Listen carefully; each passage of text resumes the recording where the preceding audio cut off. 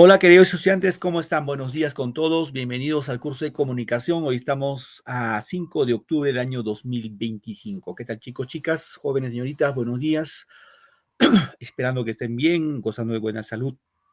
Bueno, nuevamente nos reencontramos ya para desarrollar el tercer bimestre, el último bimestre, en la cual ustedes seguramente pues van a ir culminando una etapa más de su vida académica, ¿no? Que es el propósito. Y les agradezco y les felicito por ingresar a las clases virtuales. Seguramente hoy domingo hay muchas cosas que hacer, a pesar que algunas veces o alguno de ustedes descansa, pero igual se conectan a las clases. Eso habla muy bien de ustedes. Sigan así, perseverando con sus anhelos, sus metas, perseveren en sus estudios, que es la única manera que vamos a salir de la postración, del letargo, de la exclusión, porque lamentablemente ahora la sociedad es excluyente. Si no estudiamos, la sociedad nos va excluyendo. Entonces necesitan ustedes forjarse un futuro prometedor, un futuro de mucha esperanza y mucho optimismo. Y eso va a ser en función a su esfuerzo, a su sacrificio. Fíjense, ahorita en clase, ¿cuántos somos? 9. Y seguramente ustedes recuerdan cuando empezamos el primer día de clase a ver, ¿cuándo? Junio, ¿no? Junio, julio, agosto, septiembre. En junio, ¿cierto? Sí, profesor. En junio empezamos y yo recuerdo más o menos éramos unos 30. ¿Sí? 30 empezamos la clase, sí. Y seguramente algunos no ingresan por temas muy ajenos, pero ahí están ustedes, ¿no? Están dándole siempre con esa, con esa fe. Recuerden que yo siempre les decía el tema de la perseverancia en el estudio y así en todas las cosas que nosotros hagamos, hay que perseverar. No hay otro camino, chicos. El que persevera tarde o temprano logra sus objetivos. Eso sí, métenselo bien en su cabecita, si es posible, grábatelo, escríbelo en tu pared ahí. La perseverancia es importante. El alumno que no persevera, o la persona que no persevera, lamentablemente, puede ser inteligente, puede ser lo que ustedes quieran, pero no logran sus objetivos. La perseverancia es una virtud que pocos o pocas personas lo tienen. El tema, como alguien decía, el tema no es caerse, el tema es levantarse. La vida es para caerse, para fracasar, para tropezar. Eh, Tirarnos ahí en el lodo, en el charco y levantarnos, no quedarnos tirados ahí. Entonces, como les digo, pues ahorita somos más o menos 10 en clase. Esos 10 pues están ahí perseverando con sus estudios, no se han amilanado, más al contrario, seguramente hay ese compromiso de decir, bueno, voy a seguir estudiando, dejando muchas cosas que hacer, pero voy a seguir ahí con mi proyecto de vida, con mis metas que me he propuesto. Porque ustedes ya en el mes de noviembre terminan su cuarto de secundaria y les quedaría solamente el último peldaño, que es el quinto. Entonces, para eso, pues hay que esforzarse, seguramente leer, estudiar, dedicarse. Bueno, al margen que seguramente de lunes a viernes o de a sábado trabajan, pero también no descuiden sus estudios. Es importante eso. Bien, chicos, buenos días, Elena, Nancy, Miluska y todos quienes están conectados en la clase virtual. Vamos a empezar nuestro nuestro tercer bimestre, el último bimestre de este cuarto de secundaria. Bueno, el tema, ya saben ustedes, nuestras reglas de juego ya lo conocen. Tema 1, atender la clase. Eso siempre les voy a pedir. El conocimiento es como construir una casa. Nuestro conocimiento es ladrillo por ladrillo por ladrillo, clase por clase por clase. Poco a poco lo vamos consolidando nuestro campo cognitivo, nuestra cognición, nuestro aprendizaje. Alguien dice, bueno, igual, profe, yo termino mi secundaria y me meto en la academia 3 meses y ya voy a ser un genio. Es imposible eso. Todo es un proceso largo, lento, pero la idea es que tengamos buena base, ¿no? Con buen simiente, como se dice. Entonces, tema 1, atender la clase, chicos. Tema 2, si estás con cuaderno en la mesa ahí, toma apuntes de no todo, sino las cosas que tú consideres que debe ser importante, que debes conocer, manejar. Y tema 3, el más importante, todos son importantes, obviamente, es participar en clase. Recuerden, queridos chicos, las notas que van a obtener en este bimestre, en el tercer bimestre, son las notas que van a ingresar a tu certificado de estudios. ¿sí? Estas notitas entran a tu certificado de estudios. Y recuerden que la progresión debe ser ascendente, porque es la propuesta del Ministerio de Educación. Eran, profe, ¿por qué tercer bimestre entra las notas? Porque así lo dispone el ministerio. Se supone que el primer y segundo bimestre es paulatino. Nadie puede tener, vamos a poner así, ¿no? Un ejemplo, si lo ponemos en nota literal. Alguien que tenga 0,5 primer bimestre, segundo bimestre 0,8 y tercer bimestre, imposible que llegue pues a 18, imposible. Debe ser así. Primer bimestre vamos a poner a 13, segundo bimestre 15, tercer bimestre pues 17, 18. Ahí hay lógica, ¿cierto? Ahí hay lógica. Entonces siempre esa parte, chicos, vayamos en forma ascendente, esmerándonos, cumpliendo un valor de la responsabilidad en la presentación de nuestros trabajos, en todo lo que concierne a ese tema, hay que ir avanzando. Ya, chicos, muy bien, dicho esto, vamos con nuestro tema del día de hoy. Hoy es domingo y seguramente todos están en casita y vamos a ver el día de hoy el tema de literatura. ¿Ya? Literatura. Bueno, vamos a hablar dos temas de literatura, un tema de gramática y un tema de RV. Con eso culminamos este grado. Bien, chicos. Veo, ¿qué ves? A ver, ¿qué ven en esa imagen? Quiero descripción de lo que están observando. Dos gallos, profesor, de queriendo pelear. Ya, dos gallos de pelea. Correcto. Pregunto, a ver, a ustedes, ¿algún cuento en tu educación primaria, secundaria, has leído de la pelea de gallos, de dos gallitos de pelea? La pelea de gallos, en otros términos. ¿Algún libro, algún cuento, alguna novela? ¿Alguien recuerda? Carmelo, profesor. Muy bien, Nancy. El cuento llamado El Caballero Carmelo, que es un cuento muy conocido. Y si alguno de ustedes no lo ha leído, léanlo ese cuentito, porque eso también nos permite, ya saben, las ventajas que tiene la lectura, ampliar nuestro horizonte, nuestro bagaje lexical y otros factores más, ¿no? Entonces acá trata básicamente de la pelea de dos gallos y titulado la obra El Caballero Carmelo. Y cuando hablamos del Caballero Carmelo vamos a hablar del grupo Colónida. Sí, chicos, el grupo Colónida, en este caso, este grupo surgió en el siglo XX, ya estamos en literatura del siglo XX. Y el término Colónida viene del término Colón. ¿Quién fue Colón, recuerdan? Cristóbal Colón, Ajá, ¿quién fue Cristóbal Colón? quien descubrió América. Correcto, el que descubrió América. Y Colonia viene de Colón. Profe, ¿qué va a descubrir ahí? Ya no descubre un nuevo continente, va a haber un redescubrimiento a nuevos escritores. Si ustedes recuerdan, chicos, hemos visto en el bimestre pasado, en el segundo bimestre, hemos visto el costumbrismo, hemos visto el romanticismo, hemos visto el realismo. Esos tres movimientos que son del siglo XIX, sustancialmente los escritores van a ser limeños, a excepción de Clorinda Mauto y Turner. De ahí todos son limeños. Es decir, hubo una literatura centralista, netamente limeña. Y el movimiento Colonia, básicamente el grupo Colonia, su propósito no era tanto seguir a escritores limeños, sino provincianos. Las provincias van a hacer su eco en este movimiento, en este grupo. Entonces decimos que el nombre del movimiento Colónida es un movimiento de renovación que surgió entre los años de 1915 y 1916, en la que va a existir una renovación de temas y estilos literarios.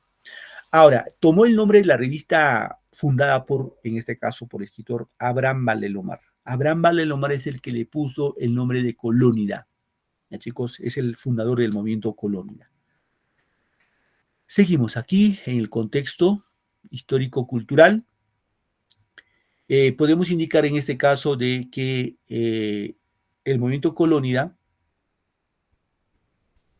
surge en las etapas del posmodernismo. ¿Ah, chicos? En etapas del posmodernismo, o sea, después del modernismo. Recuerden, chicos, que el modernismo es un movimiento literario que surge en América. Es el único movimiento literario que surge en América, específicamente en Nicaragua, ¿sí? Se propaga por toda América, incluido Perú, cuyo máximo exponente fue José Santos Chocano, y se explaye y llega hasta Europa, sobre todo España, Francia. Entonces, el movimiento colonial se da en el postmodernismo, chicos, en la etapa en la que ya finalizaba la etapa del modernismo.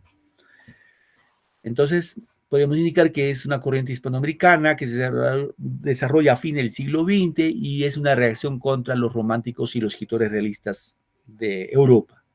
Como hemos indicado, romanticismo, realismo, costumbrismo, simbolismo, vanguardismo, todos los movimientos literarios su origen han estado en Europa.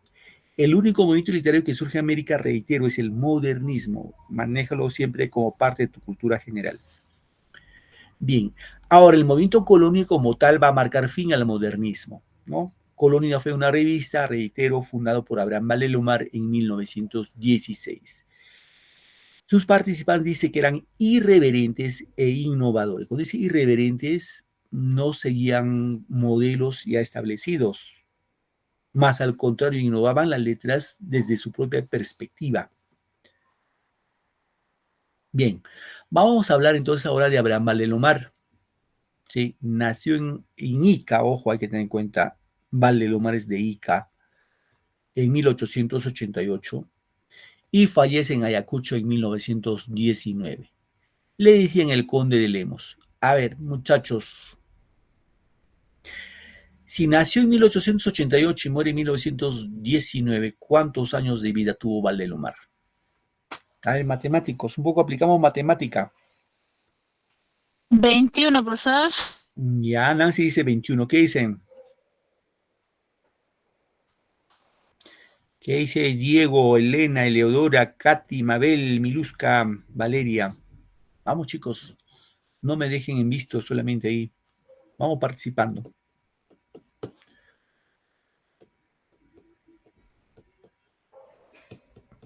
¿Cuántos años vivió Vallelomar? 30, profesor. Ajá. Un poquito más, un añito más. 31 años. 31. Ajá, muy bien, Miluska. 31 años, correcto. Fue uno de los literatos más completos ya que cultivó todos los géneros literarios. Es decir, Vallelomar cultiva el género lírico, el género narrativo, esos dos sobre todo, y que va a influenciar bastante sus vivencias, en este caso en su tierra natal, que fue en Ica, en Pisco, que es la tierra natal de Vallelomar. Influye mucho en su obra su infancia y el hecho de haber vivido en la costa del mar o cerca del mar, ¿no? Se dice que su vida bohemia lo llevó a la muerte a sus cortos 31 años, sufriendo un accidente en Ayacucho. O sea, tuvo una vida un poquito desordenada, bohemio, y eso pues le condujo a la muerte repentina, ¿no? Bien. ¿Qué obras escribió Abraham Vallelomar? En cuentos escribió como, por ejemplo, El Caballero Carmelo, un cuento bastante conocido, y si no lo han leído, pues hay que leerlo, ¿no? Otro cuento es Los Ojos de Judas, El Vuelo de los Cóndores, El Buque Negro, Hierba Santa, La Paraca, y uno de los cuentos también que personalmente me gusta es Evaristo el Sauce que murió de amor. ¿Sí? Ahora también tiene cuentos exóticos, por ejemplo, El Palacio de Hielo, La Virgen de Cera. Cuentos cinematográficos, El Beso de Evans. Cuentos yanquis, El Círculo de la Muerte.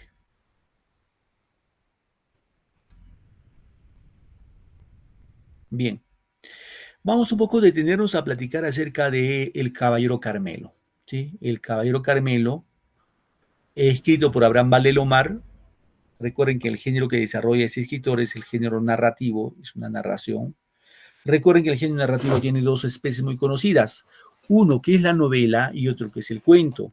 ¿Sí? En este caso es un cuento, ¿no? Es un cuento.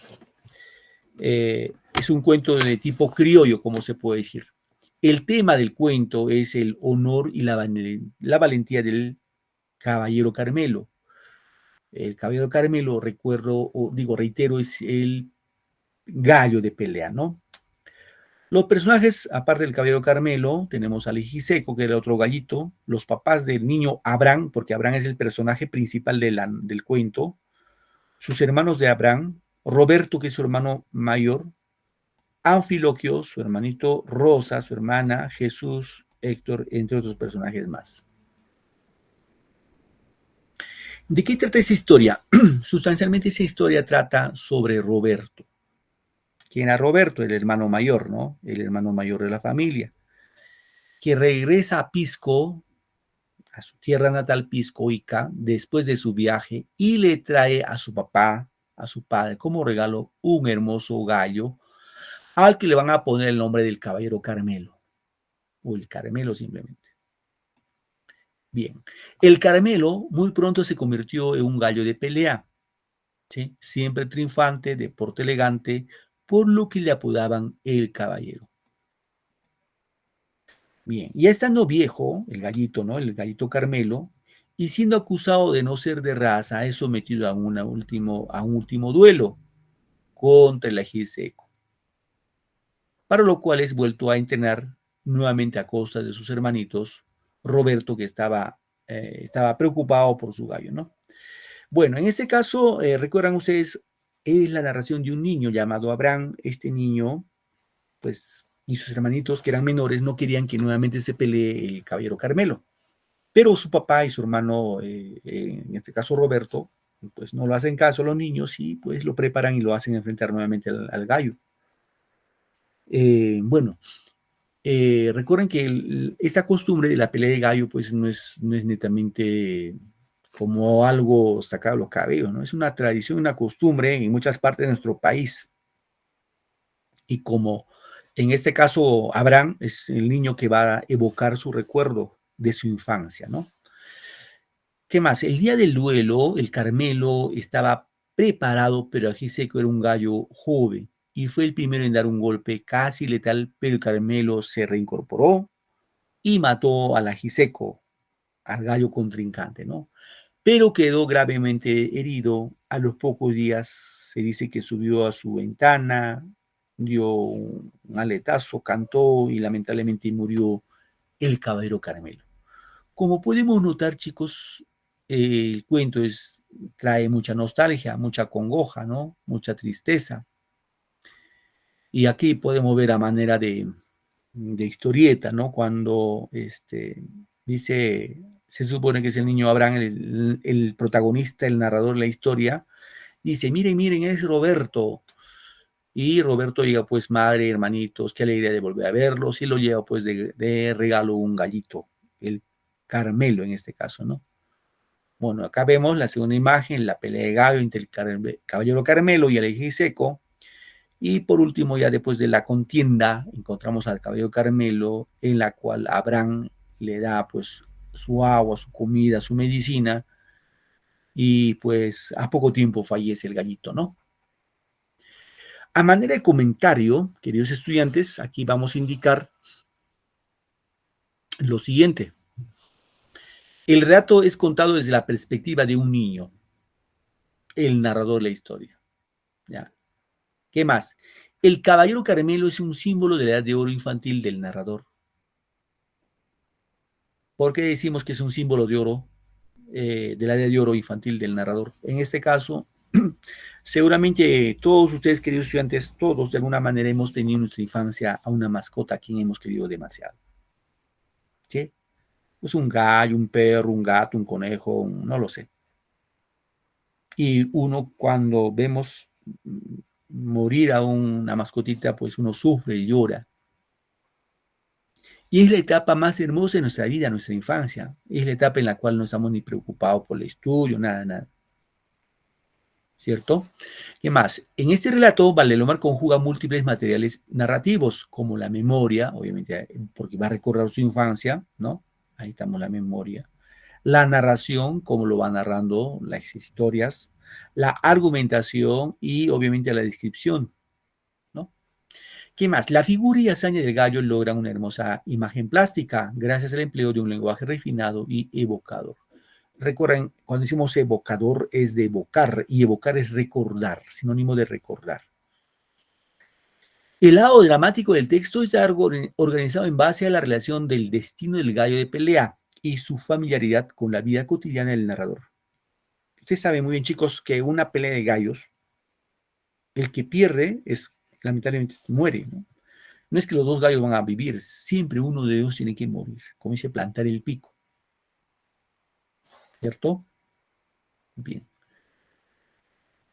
Bien, chicos, vamos a hacer un pequeño resumen, video del Caballero Carmelo, a manera de video, ¿ya? A ver, vamos a ver.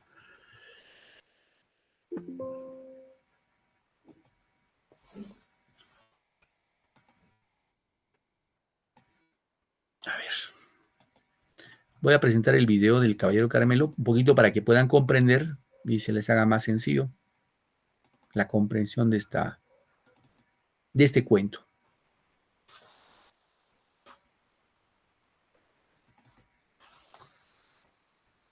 Hola amigos, hoy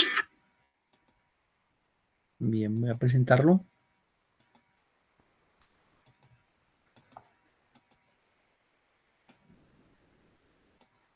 Bien, vamos a prestar atención a algo, vamos a captarlo, algunas ideas que pueden surgir en el cuento de esta historia, la narración de esta historia. Hola amigos, hoy vamos a conocer la conmovedora historia de un valiente y gallardo caballero, de impresionante porte y garbo. Nos referimos al Caballero Carmelo. Y aunque esta descripción suene a un caballero medieval, en realidad se trata de un majestuoso gallo, que desde su juventud se ganó la admiración de la familia que lo cuidaba, al ganar todos los duelos en los que se enfrentó. Ya de viejo, el gallo se retiró de las peleas a descansar. Sin embargo, luego de 3 años, un día, el padre de la casa aceptó un desafío. El Caballero Carmelo versus el Ají Seco, otro gallo, mucho más joven, y que reclamaba el título de campeón. Aún así, el viejo paladín salió al ruedo, sin temor alguno. Pese a que las apuestas estaban en su contra, inesperadamente, y en un momento decisivo, el viejo paladín pudo ganar la contienda. Todos gritaban: ¡Viva el Carmelo! Pero el gran caballero estaba ya muy mal herido. Tras regresar a casa como todo un campeón, luego de 3 días, cantó por última vez frente a la ventana de la casa. Esta historia fue escrita por el reconocido escritor peruano Abraham Valdelomar, quien en muchas de sus obras nos enseña sobre las tradiciones, las costumbres familiares y la vida en las provincias de nuestro querido Perú. Les invitamos a leer esta y muchas de sus obras y compartir con nosotros la que más les haya gustado. ¡Hasta la próxima!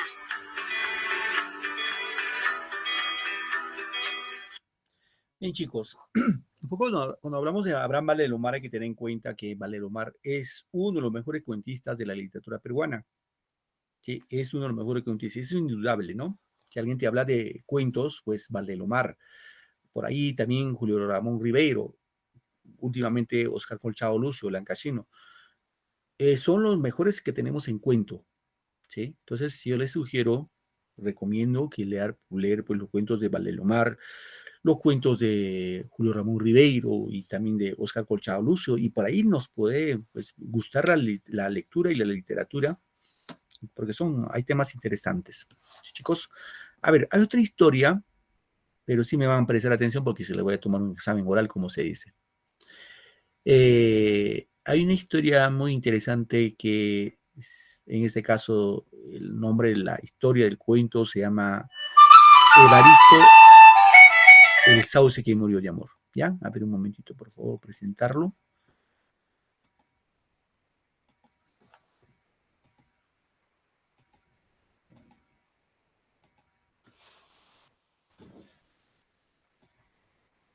Bien, a ver, prestamos atención brevemente y luego comentamos, ¿ya?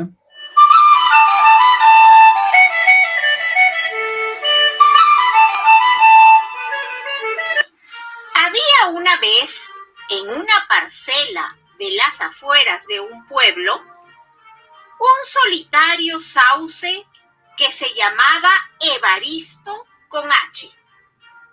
Aún corpulento y lozano, el sauce adornaba la plaza de armas, mientras que en una botica llamada El Amigo del Pueblo trabajaba el farmacéutico Evaristo sin H Masuelos. Los dos eran jóvenes. Tenían 30 años, pero lucían un aspecto cansado y abrigaban una profunda tristeza en sus corazones. Parecían almas gemelas. El lindo sauce y el joven Evaristo. Así como el sauce protegía a los campesinos a la hora cálida del mediodía, Masuelos escuchaba la charla de quienes iban a cobijarse en la botica. Evaristo Masuelos estaba muy enamorado de Blanca Luz, una alegre jovencita de roja cabellera y perfilada nariz, que había permanecido por poco tiempo en la aldea. Ella era el único y gran amor del farmacéutico. Desde hace muchos años, el solitario sauce de la parcela, así como Evaristo Masuelos, sentían la necesidad de un dulce afecto.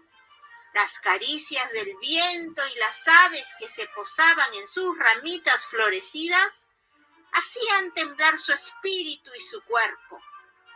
Sabía que en las alas de la brisa o en el pico de los colibríes debía llegar el polen del amor.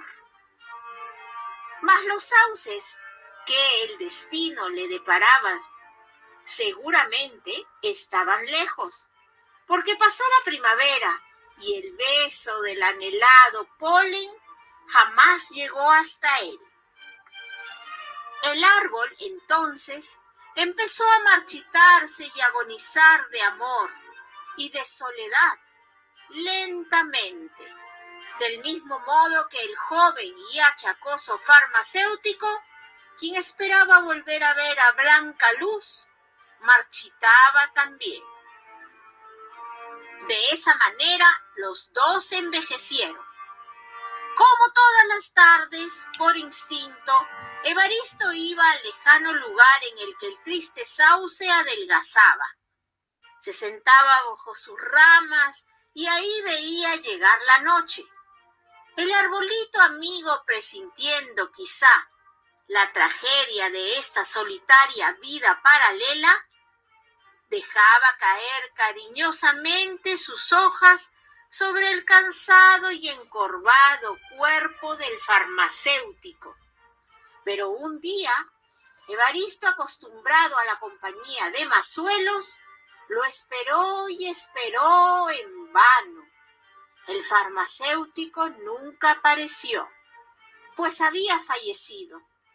Aquella misma tarde llegó con tremenda hacha un carpintero del pueblo, quien hizo temblar de presentimientos al pobre sauce. El hombre cortó el tronco del enamorado y triste árbol. Luego lo despojó de sus ramas y sobre el lomo de un burro lo llevó hasta la carpintería, en donde sirvió para el ataúd de Evaristo Masuelos. Así ambos partieron de este mundo y permanecerían juntos para siempre. Y colorín colorado, espero que este cuento te haya gustado. Muy bien, chicos. A ver, pregunto. ¿Evaristo el sauce era con H y sin H? Ay, ¿qué tal retención tenemos? Con H. Con profesor. H, profesor. Muy bien, Katy, Miluska, Nancy. A ver, ¿y Evaristo el farmacéutico? Sin H. Sin No, sin H. Correcto, correcto. Muy bien, Elena.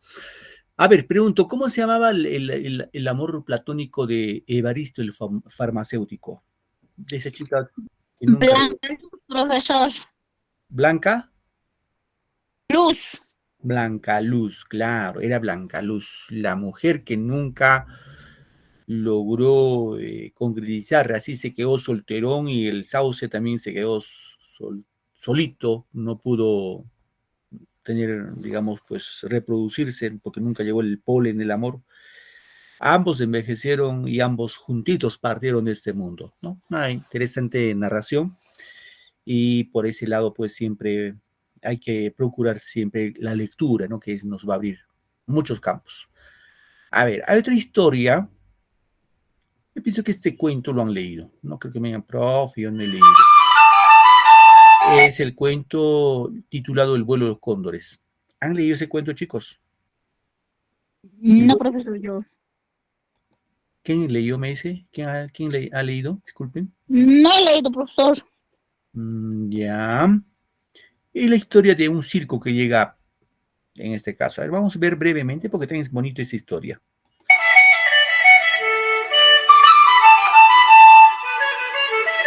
Había una vez en un puerto que se llamaba Pisco, un niño que tuvo su primer encuentro con el circo y su amor platónico por una hermosa niña que actuaba allí, que era trapecista en ese circo. El niño, Abraham, de 9 años, se entusiasmó con la llegada del circo a su pueblo. A la salida de la escuela se fue al muelle a contemplar el desembarco de los artistas y entre ellos vio a una niña rubia que le llamó mucho la atención. Al llegar a casa recibió una gran noticia. «Hijos míos, tengo entradas para el circo», decía su padre muy contento. Él había comprado las entradas para que toda la familia fueran a disfrutar del espectáculo. Leyendo el programa, Abraham se enteró que uno de los números más emocionantes y peligrosos se llamaba El vuelo de los cóndores. Sería realizado por una niña trapecista apodada Miss Orquídea. Abraham asistió al espectáculo muy emocionado. La osadía de la prueba fue tan impactante que de lejos fue el acto más aplaudido, tanto que el dueño del circo ordenó la repetición de este acto, pese a su peligrosidad. Pero esta vez la niña se soltó antes de tiempo y cayó, salvándole de una muerte segura la red protectora, aunque resultó muy herida. Abraham se entristeció tras el terrible accidente y entendió que había gente muy mala. Al siguiente día, en uno de sus paseos habituales cerca al muelle, Abraham vio a Miss Orquídea sentada en un sillón en la terraza de una casa situada frente a la playa. 8 días seguidos fue a contemplarla desde cierta distancia. La niña solo le sonreía. Fue así que un día Abraham ya no la encontró y entonces recordó que el circo estaba a punto de partir. Corrió entonces a el muelle y llegó justo antes de que los artistas empezaran a embarcarse.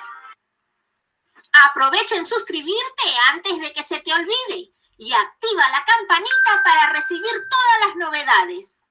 Entre ellos, divisó a la tierna artista, a la niña, a la pequeña Orquídea, y la miró. La niña lo miró y se sonrieron, diciéndose adiós. Un adiós que él correspondió muy amable y feliz. El adiós de Miss Orquídea fue triste, pero no obstante la dulzura de su espíritu quedó eternamente grabada feliz en la memoria de Abraham. Y colorín colorado, espero que este cuento te haya gustado. Muy bien, chicos. Es el cuento titulado El vuelo de cóndores, ¿no? Y últimamente vamos a ver, este cuento titulado En los ojos de Judas. Es breve. Esta historia empezó en Vamos a ver, chicos, un poco para que tengan una información general, panorámica de las historias recuerden que de uno de nuestros mejores cuentistas de la literatura peruana.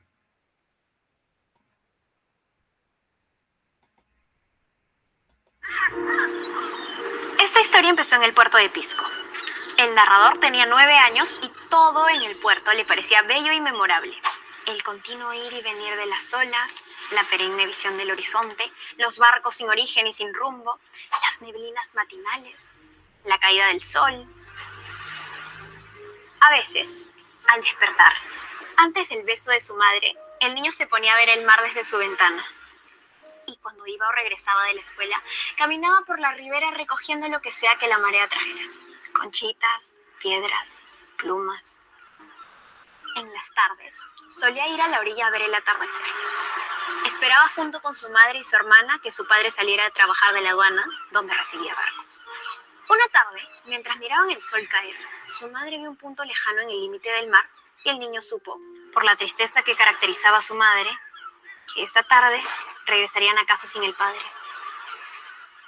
Muy tarde esa noche, el niño se levantó con la llegada del padre y entre el sonido frío y lejano de las 2 de la madrugada, escuchó una conversación que se le quedaría grabada profundamente en su memoria. El padre le contó a la madre sobre una mujer llamada Luisa, cuyo esposo había cometido un crimen terrible. El juez le amenazó con quitarle a su hijo si ella no decía la verdad sobre tal acto. Así que con miedo y con el peso de estar cometiendo una terrible traición, Luisa delató a su marido. Pero como si fuera un castigo por decir la verdad, su hijo fue robado y Luisa quedó devastada. Al día siguiente, el padre estaba de luto. Tiempo después, el niño salió como siempre a caminar por la orilla, hasta que llegó a una de esas playas desconocidas, remotas y silenciosas, donde las aves podían ir a morir. Le entró un sopor y mientras cerraba los ojos, vio la silueta de una mujer acercándose y se quedó dormido. Despertó pensando en la mujer y la buscó con la mirada. Lo único que quedaba de ella eran huellas en la arena mojada. La siguió. En el camino, metió su mano en un bolsillo y encontró para su sorpresa una pequeña medalla de la Virgen Purísima. Pensó en que tal vez la mujer se lo había puesto. Al día siguiente, el niño volvió con la esperanza de volver a ver a la mujer. Se recostó y esperó. De repente, vislumbró nuevamente la silueta que se acercaba más y más. Su corazón dio un golpe violento y lo invadió el temor. Pero sentía una gran simpatía por aquella desconocida vestida de blanco. La señora y el niño conversaron. Ella le contó que un ángel le regalaba una medalla a los niños buenos que se quedaban dormidos. Después, caminaron juntos y de la mano hasta el pueblo. Cuando llegaron a la plaza, la imagen de Judas los esperaba junto a los preparativos para su quema el sábado de gloria. La mujer preguntó entonces al niño si él perdonaría a Judas. Él respondió que no lo haría. Días después, cuando llegó el sábado de gloria y Judas ya estaba en su sitio listo para ser quemado, el niño volvió a ver a la señora Blanca. Ella le volvió a preguntar si ya perdonó a Judas, pero el niño volvió a decir que no. Luego, la señora Blanca le preguntó hacia dónde miraban los ojos de Judas, a lo que el niño respondió, al mar. La señora le dio un largo beso en la frente y se despidió. Más tarde, cuando el cuerpo de Judas se encendió y el reflejo del fuego tiñó sus ojos de rojo, se escuchó, ¡un ahogado! ¡Un ahogado! Todos los presentes, incluido el niño, voltearon hacia el mar para ver quién había sido la pobre víctima. Lo que el niño vio esa noche no lo pudo olvidar jamás, porque fue la visión más horrible. El cadáver de la señora Blanca le devolvía la mirada, como si lo reconociera. Como si Judas pusiera sus ojos sobre los suyos, y entonces el niño gritó, ¡sí! Así perdonaba a Judas. Ocultábase la luna. Muy bien, chicos. Un pequeño resumen de la obra de las mejores obras de Abraham Vallelumar. Vamos con la última parte, penúltima parte de nuestra clase. A ver, vamos acá. Voy a presentar esta partecita.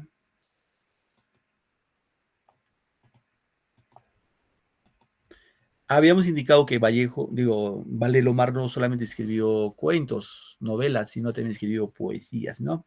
A ver, vamos a ver aquí. A ver, voy a escuchar un voluntario que me ayude con la lectura de este texto, de este poema. ¿Hay quien me ayuda? Vamos, chicos, chicas, voluntarios. A ver, Miluska, tu apellido es Macedo Pacaya, ¿cierto? Sí, profesor. A ver, hijita, te escuchamos, todos somos oídos. De la misma mesa antigua y ahogada, de nogal, y sobre ella la misma blancura del mantel, y los cuadros de casa de anónimo pincel, y la oscura alacena, todo está igual. Hay un sitio vacío en la mesa, hacia el cual mi madre tiene a veces su mirada de miel y se musita el nombre del ausente. Pero él hoy no vendrá a sentarse en la mesa pascual. La misma criada pone sin dejarse sentir la suculenta vianda y el plácido manjar, pero no hay la alegría y el afán de reír que animaron, un ratito, por favor, que animaron antaño la cena familiar. Y mi madre, que acaso algo quiere decir, ve el lugar del ausente y se pone a llorar. Muy bien, gracias Miluska, gracias hija. Bien, ahí vuestra compañera ha hecho la lectura de este poema titulado El hermano ausente en la cena pascual. Fíjese el mensaje que trae o trasunto este poema, ¿no? Dice, fíjense, en la misma mesa antigua y holgada de nogal, sobre ella la misma blancura del mantel, y los cuadros de casa de anónimo pincel, y la oscura alacena, todo está igual. Hay un sitio vacío en la mesa hacia el cual mi madre tiende a veces su mirada de miel y se musita el nombre del ausente, pero él hoy no vendrá a sentarse en la mesa pascual. Cuando dice musita es hablar en voz baja, ¿no? Bien.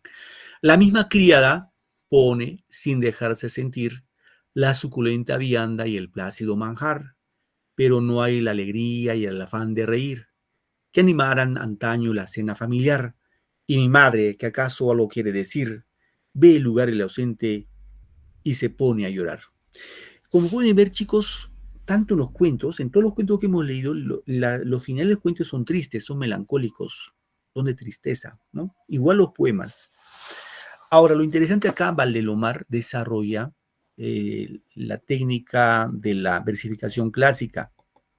A ver, me van a oír ustedes acá. Cuando digo nogal, la palabra nogal, primera estrofa, última palabra. Primer verso, última palabra, la palabra nogal. La palabra nogal tiene dos sílabas, no, gal. La pregunta es, ¿dónde va la mayor fuerza de voz? ¿En no o en gal? La mayor fuerza de voz, el acento. Gal, profesor. En la no, profesor.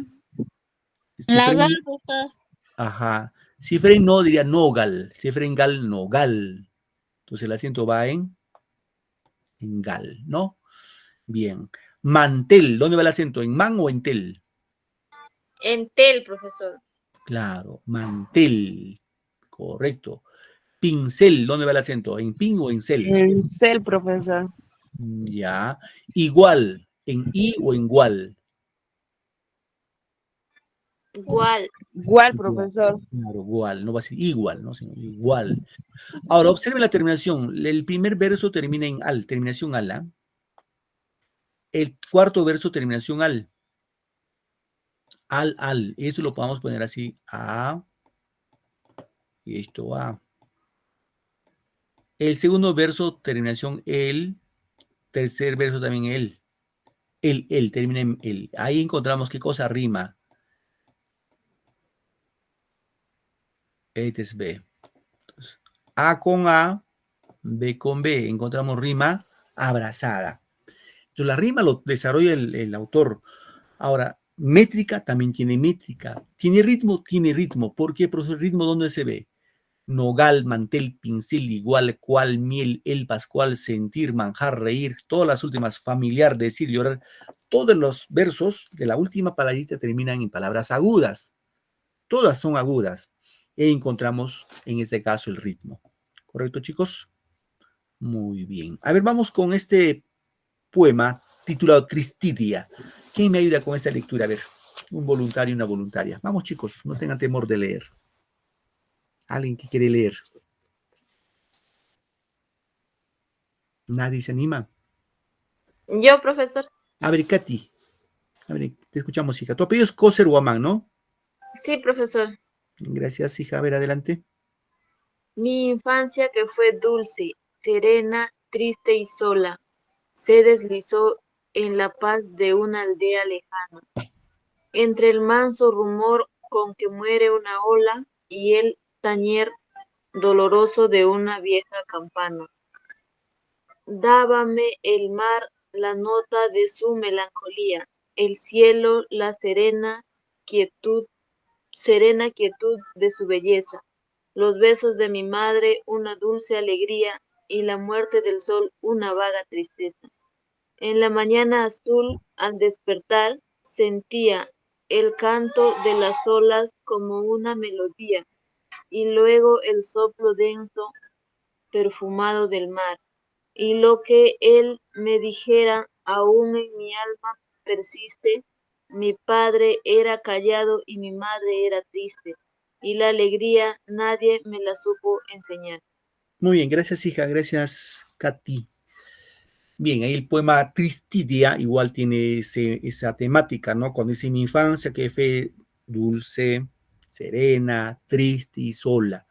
Se deslizó en la paz de una aldea lejana, entre el manso rumor con que muere una ola y el tañer doloroso de una vieja campana. Dábame el mar la nota de su melancolía, el cielo la serena quietud de su belleza, los besos de mi madre una dulce alegría y la muerte del sol una vaga tristeza. En la mañana azul, al despertar, sentía el canto de las olas como una melodía y luego el soplo denso perfumado del mar.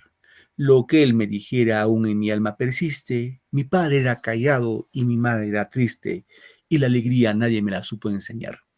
Igual que la anterior, chicos, observamos acá, en la primera estrofa nada más. Cuando digo sola, ¿dónde va el acento? ¿En so o en la? El acento, la mayor fuerza de voz. En so, profesor. Katy dice en so, ya. Lejana. Profesor. Cuando digo lejana, ¿dónde va el acento? ¿En le, en ja o en na? Ja. Ja, profesor. Muy bien, ja, correcto. Hola, ¿en o en la? La, En profesor. la O. En la O. En la o, ¿ya? En la ola. Si no, dice hola. Campana, ¿dónde va el acento? Campana, 3 sílabas. Campana. ¿Dónde va el acento? La mayor fuerza de voz. ¿Dónde? En la pa, profesor. En la pa, muy bien. Observen cómo terminan. ¿Ah? El primer verso termina en hola. El tercer verso también hola. Ponemos a.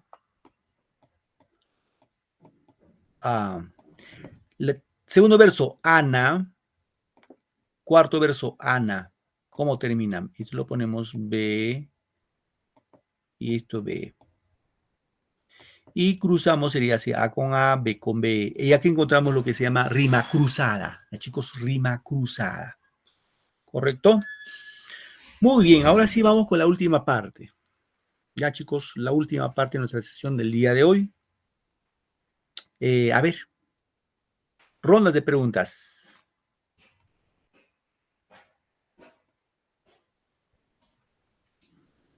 A ver, pregunta. Lo que saben, levanten la manito ya, chicos. Levanten la manito. Poema de Abraham Valelomar. Blasón, Los Hermanos Negros, Tristitia o Rima 9. Está fácil, ¿ah? No sé, profe, está difícil. Una de nuestras compañeras ha leído ese poema. Hoy día.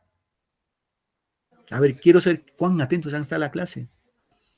O algunos están cocinando, no sé quién está cocinando ya, se le está quemando el arroz y no escuchó el poema. Katy levantó la mano. ¿Alguien más? A ver, vamos a ver. Katy, tu respuesta, Katy. Para mí la C, profesor. Ya, Katy. Nancy, La C, profesor. Mamani Cagia, ¿no? Sí, profesor. Ya. Diego Tello. Hola, Diego. Tu respuesta, hijo. La B, profesor. B de bueno. A ver, vamos a ver si es cierto, ¿ya? A ver. ¿Alguien más por aquí contestó? Ujú.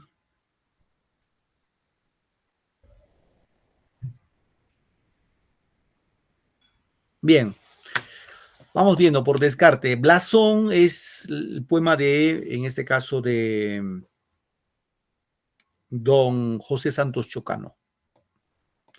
Era los negros es de César Vallejo. Hay golpes en la vida tan fuertes, yo no sé. Rima 9 es de Gustavo Adolfo Bécquer. Respuesta a la C, Tristitia.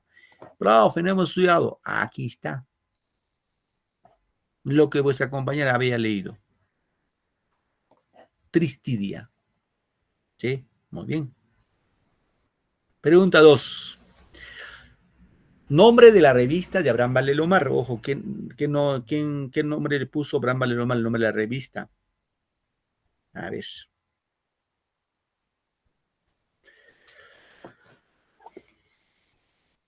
Miluska, tu respuesta, hija. Ah, bueno, ya se bajó la mano.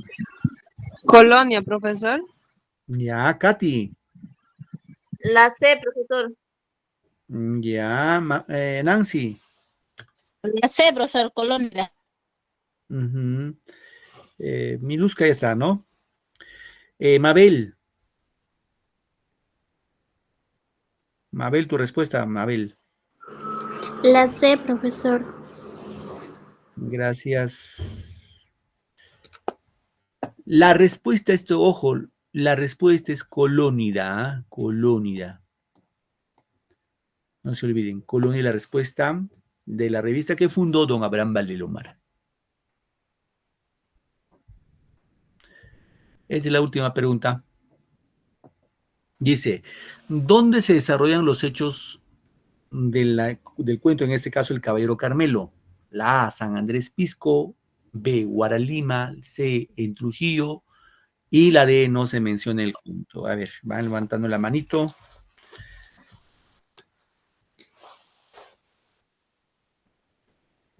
Ya, a ver, Miluska, tu respuesta. La A, profesor. Miluska dice la A. Katy. La A, profesor. Ya, Nancy. La A, profesor. San Andrés. Ya, ¿alguien más? Nadie más. Bien. A ver. Elena me estuvo contestando hace ratos, pero no sé, últimamente ya no ha contestado o me ha escrito al chat. A ver, un rato. Quiero ver si escribió al chat. A ver. Ah, sí, Elena me está respondiendo por acá. Elena, tu apellido es Vázquez Castillo. Dime sí nomás, hija. Quiero entender que te han cortado tu micro, porque hablas mucho. Muy bien.